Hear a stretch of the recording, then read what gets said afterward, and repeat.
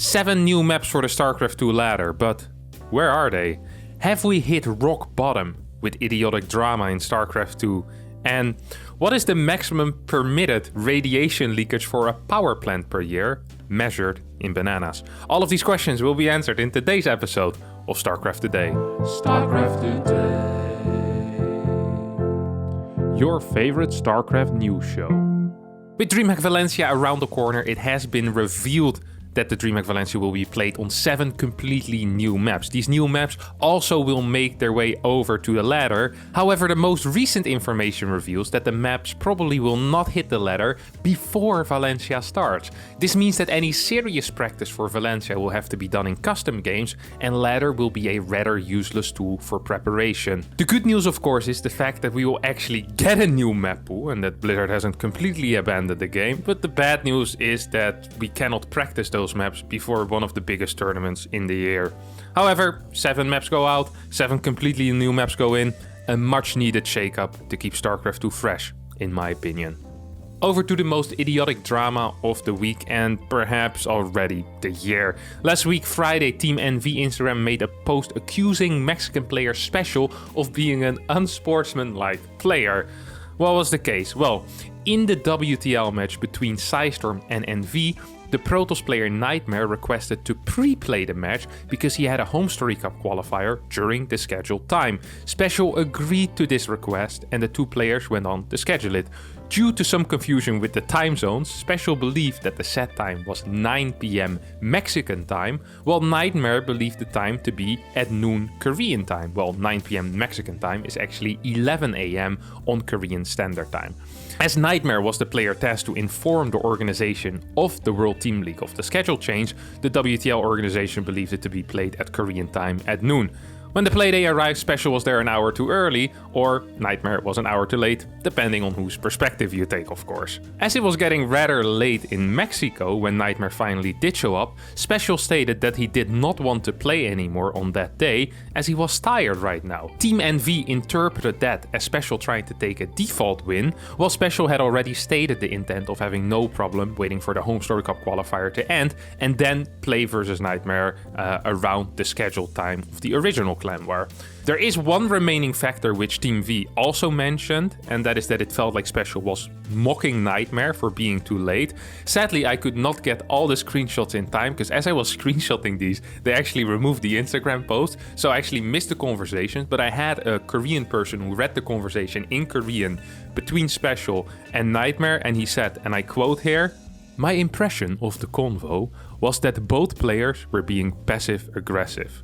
That is all I have, and I guess the award for the dumbest Instagram post of the month, and probably the year as well, goes to Team NV. Congratulations. This type of stuff, please, for the love of God, guys, fix it in private. It makes everyone look bad and kind of unprofessional, honestly. If you, mistakes happen. If there is a time zone confusion, this happens. It's going to happen once in a league like the WTL. Just fix it between one another. This just looks a little bit silly in my opinion, and we're not 12 anymore and in high school. Come on, guys. Moving on to different news, Dragon Phoenix Gaming released a statement which has been translated by TL.net, and it reads as follows. Dragon Phoenix Gaming announced today, June 19th, WTL match against Team Liquid was Zest finals appearance for the team. The Protoss player heads to the military service.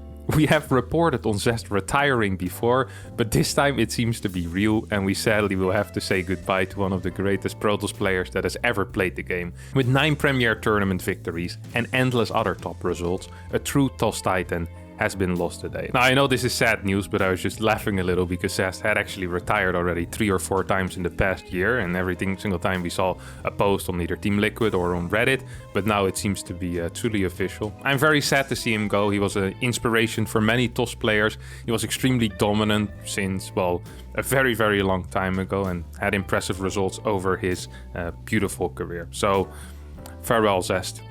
Good luck in the military. Moving on to the GSL, where the final 2 groups of the round of 20 wrapped up, starting on Thursday with Group D.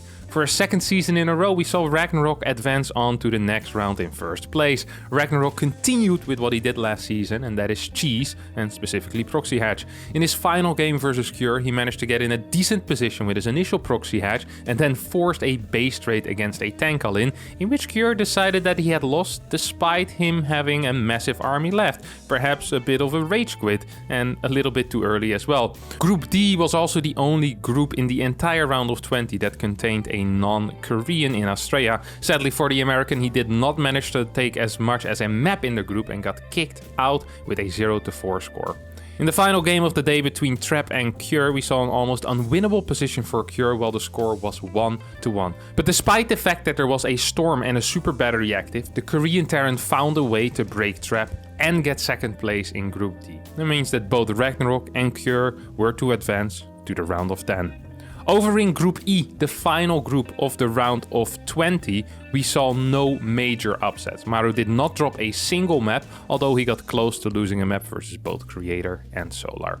Some people might have expected Solar to be capable of giving Creator more of a run for his money, but in the final match of the day, the Korean Protoss player who got second in last season's GSL wiped the floor with Solar, who did not seem up to the task, trying for a cheap Ling flood in game 1, which ultimately failed, and in game number 2 we saw a Mutalisk Ling Bane style, which sadly for Solar also did not work out. Creator took the victory in a clean 2-0 manner and advanced on to the round of 10. Groups for the round of 10 have been announced, and in Group A I'm looking forward a lot to the Maru versus Hero match that will definitely be coming up, and in Group B anything involving Ragnarok is already preemptively a favorite of mine because I love the way that this guy plays StarCraft 2. As always, the World Team League had 3 playdates with 2 clan wars each, and the first day, the first match, Team GGG versus Platinum Heroes, number 10 and number 11 of the league respectively, facing off. And once again, sadly for the Platinum Heroes, they drew the short end of the stick and had to be happy that it did not end up with another 0-6, but just merely a 1-5, as Hate Me did manage to take a map off of Ratata. In the second match, we saw the drama-filled clan war between Team NV and Psystorm Gaming, and with Team NV being the overall favorite, it actually was kind of interesting to see Special being the one who secured the win for Team Psystorm by taking one map off of Nightmare, making it a 4-2 score overall and inflicting a third loss to Team NV. On day 2, we saw Team SSLT take 2 maps versus Team GP, as once again Firefly managed to secure a single win, as well as Stutmin, who took a map off of Cham. Sadly for SSLT, 2 maps is not enough for any points, and thus this clan war did not do much to improve their last place position.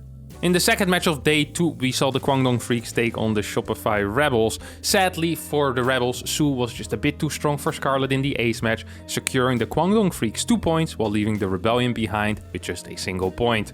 The Dragon Phoenix Gaming versus Team Liquid clan war saw the only 6-0 of this week. Elaser, Clem and Kelazur were not capable of getting a single point on the board and got sent back home empty-handed. In what later appeared to be Zest's final games ever before military service, he managed to take out Clem 2-0. A great way to end a brilliant career.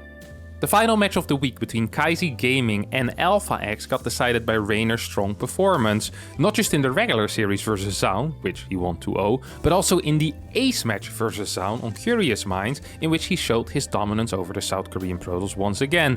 With that, Kaisi Gaming is up to 19 points, tying for second place with Alpha X and Shopify Rebellion, while Dragon Phoenix Gaming sitting in first place with 20 points. That leads us to the 3 ESL Open Cups played on the new maps, starting on the Sunday in Korea, which for a 3rd week in a row got won by Shopify Rebellion's player Bian, beating a Protoss player in the final for a 3rd week in a row as well. After beating Classic last week, this time it was Hero's turn to eat dirt as Bian walked over him with a comfortable 3-1 victory.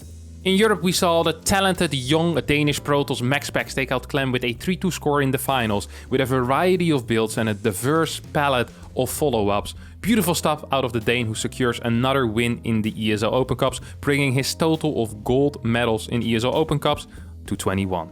Over in America, we saw the Canadian Scarlet take out Skillis in a breathtaking Zerg vs Protoss performance. The Canadian Zerg managed to secure a 3-1 win over the Protoss, and as a result, Scarlet managed to win her 5th ever ESL Open Cup.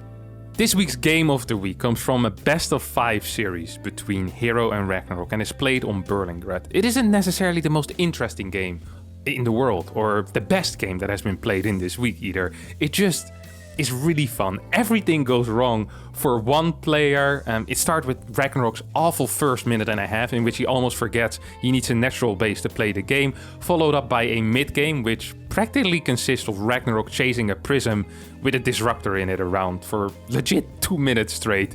Please watch it and report back with your findings. Did you find it great? Did you hate it? I thought it, honestly, the entire series is worth watching. I had a good laugh watching it. High quality stuff there, my friends. High quality stuff. There will be a link to it in the description below. And that leads us to the clip of the week, which this week is peak PvP, in which both players decide to proxy a building in a very similar location. Well, that was not the case. Turns out that he just apparently I make him feel slow. Proxy Stargate vs Proxy Stargate. Oh my god, they're not gonna scout it. Oh my god, Harstem sees the probe, and Drogo will have seen the probe. They both will have seen each other's probes. Oh my goodness, this is a little bit crazy. Oh. These European Protosses, my friends, they're all the same. Sadly, that is going to be it for this episode of StarCraft today, but not before I tell you about the banana equivalent dose. Now, the banana equivalent dose is an informal unit of measurement of ionizing radiation exposure, intended as a general educational example to compare a dose of radioactivity to the dose one is exposed to by eating, one average-sized banana. The radiation exposure from consuming a banana is approximately 1% of the average daily exposure to radiation, which is 100 banana equivalent doses. The maximum permitted radiation leakage for a nuclear power plant is equivalent to 2,500 banana equivalent doses per year. Several sources point out that the banana equivalent dose is a flawed concept because consuming a banana does not increase one's exposure to radioactive potassium. The committed dose in the human body due to bananas is not cumulative because the amount of potassium in the human body is fairly constant due to homeostasis, so that any excess absorbed from food is quickly compensated by the elimination of an equal amount. That will be it for today. You learned a little bit about potassium, a little about bananas, and none of this will ever be useful in your life. Thank you so much for watching. I hope you enjoyed this episode, and bye bye.